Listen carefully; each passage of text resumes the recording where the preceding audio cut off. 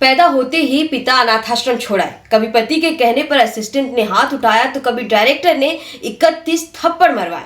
क्या आप सोच भी सकते हैं कि ये उसी मीना कुमारी की असली कहानी है जो पति की मारपीट से परेशान होकर डेटॉल की बोतल में शराब भरकर पीती थी। बड़े पर्दे पर करीब 33 साल तक राज करने के बाद भी महजबीन बानो उर्फ मीना कुमारी को कभी भी अपनी निजी जिंदगी में सुकून नहीं मिला। लेकिन हाँ, एक वक्त ऐसा भी था जब मीना कुमारी रानी की तरह जिंदगी जीती थी। बिस्तर में रोज गुलाब के फूल बिछाकर सोती थी और इन पालाकार से घूमा करती थी जो उस समय किसी और के पास नहीं हुआ करती थी। दिलीप कुमार जैसे कलाकार भी इनके सामने सहम जाते थे और मधुबाला जैसी अदाकारा भी इनकी फैन हुआ करती थी। लेकिन इन सब के बावजूद भी मीना की निजी जिंदगी दर्द से भरी रही। बचपन में पिता अनाथ आश्रम छोड़ आए थे, शादी किया तो पति ऐसा मिला कि जिंदगी नरक बन गई। फिल्म इंडस्ट्री में भी अपमान का घूंट पीना पड़ा, यहाँ तक कि डायरेक्टर ने बदला लेने के लिए इन्हें हीरो से 31 थप्पड़ जड़वा दिए। बात यूं हुई कि 50 के दशक में मीना कुमारी सबसे कामयाब और खूबसूरत एक्ट्रेस हुआ करती थी। एक बार उन्हें बड़े निर्देशक की फिल्म मिली जिसका बड़ा रुतबा और दबदबा था। एक दिन शूटिंग से पहले डायरेक्टर मीना कुमारी के मेकअप रूम में चला गया। वहां लंच के लिए टेबल पहले से ही रखी गई थी। डायरेक्टर ने टीम से पहले कह दिया था कि वो मीना के साथ अकेले में लंच करेंगे ताकि फिल्म के सिलसिले में कुछ बात कर सके। जैसे ही लंच शुरू हुआ तो डायरेक्टर टेबल के नीचे मीना कुमारी के पैर पर अपना पैर रखने लगा और करीब आकर हाथ चूमने लगा। मीना कुमारी उसकी मंशा समझ गई थी और जोर जोर से शोर मचाने लगी। बाहर खड़े लोग अंदर आ गए और सेट पर हंगामा हो गया। मीना कुमारी ने गुस्से में उस डायरेक्टर को पीटना शुरू कर दिया। डायरेक्टर चुप रहा और सबसे कहने लगा कि एक सीन की रिहर्सल चल रही है। उस समय तो डायरेक्टर खामोश रहा, लेकिन उसने बेइज्जती का बदला लेने का ठान लिया था। कॉन्ट्रैक्ट के चलते मीना भी फिल्म छोड़ नहीं सकती थी। शूटिंग शुरू हुई तो उस वक्त डायरेक्टर ने स्क्रिप्ट में बदलाव करते हुए मीना को थप्पड़ पड़ने का एक सीन डाल दिया। अचानक स्क्रिप्ट बदलने से हर कोई हैरान था और शॉक्ड था, लेकिन डायरेक्टर की मनमानी के आगे किसी की ना चली। उस डायरेक्टर ने सीन शुरू करने से पहले कहा कि शॉट नजदीक है, ऐसे में मीना को असली और जोरदार थप्पड़ मारा जाए जिससे रीटेक लेना ना पड़े। फिर क्या था, डायरेक्टर के एक्शन बोलते ही भारी हाथ वाला थप्पड़ मीना के गालों पर पड़ा। मीना हिल गई, उसका गाल लाल पड़ गया। डायरेक्टर ने बदला लेने की मंशा से कहा, शॉट खराब था, दोबारा से करो। मीना कुमारी समझ चुकी थी कि उनसे बदला लिया जा रहा। वो खामोश रही और ऐसे ही चुपचाप 31 थप्पड़ खाने पड़े। इस बात के गवाह एक्टर अनवर हुसैन थे। उन्होंने ये किस्सा बलराज शाहनी से शेयर किया था। मीना कुमारी प्यार और अपनेपन के लिए तरसती रही। अंत में उन्होंने शराब को अपना सहारा बनाया और आखिरी दम तक साथ नहीं छोड़ा।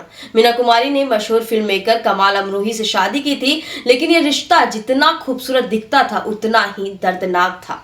मीना कुमारी और कमाल ने घर वालों से छुपकर शादी की थी। मीना के पिता को जब पता चला तो खूब नाराज हुए, खूब गुस्सा हुए, यहाँ तक कि उन्होंने मीना के ऊपर तलाक लेने का भी खूब दबाव डाला। शादी के बाद भी मीना अपने पिता के यहाँ रहती थी, लेकिन एक दिन जब तलाक की वजह से बहुत बड़ा झगड़ा हुआ तब उन्होंने अपने पिता का घर छोड़कर कमाल के घर जाना सही समझा। जब मीना कमाल के घर पहुंची तो उन्होंने शर्तें रखी। पहली शर्त, किसी दूसरे डायरेक्टर की फिल्म नहीं करना है। दूसरी शर्त, कोई भी लड़का घर छोड़ने नहीं आएगा। तीसरी शर्त, शाम 6 बजे से पहले घर लौटना होगा और रिवीलिंग कपड़े नहीं पहनना होगा और कोई पुरुष उनके मेकअप रूम के अंदर नहीं जाएगा। मीना मान गई और दोनों साथ रहने लगे। पिता की पाबंदियों के बाद अब मीना पर पति की पाबंदियां थी। शादी के कुछ महीने तक मीना ने सारी शर्तें मानी, लेकिन जब उन्हें इस बंधन में घुटन होने लगी तो वो धीरे धीरे कमाल के बनाए नियम और कानून तोड़ने लगे। मीना की आजादी कमाल को बिल्कुल पसंद नहीं आई और इन सब के चक्कर में कमाल और मीना कुमारी का अक्सर झगड़ा हुआ करता था।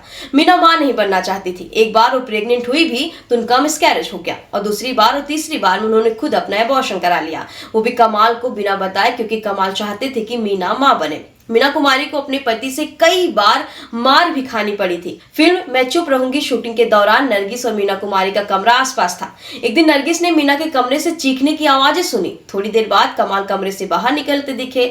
अगले दिन मीना कुमारी का चेहरा बेहाल था। कहा जाता है कि कमाल अमरोही के सेक्रेटरी बकर भी उनके साथ बुरा व्यवहार करते थे, यहाँ तक कि उन पर हाथ भी उठाते थे।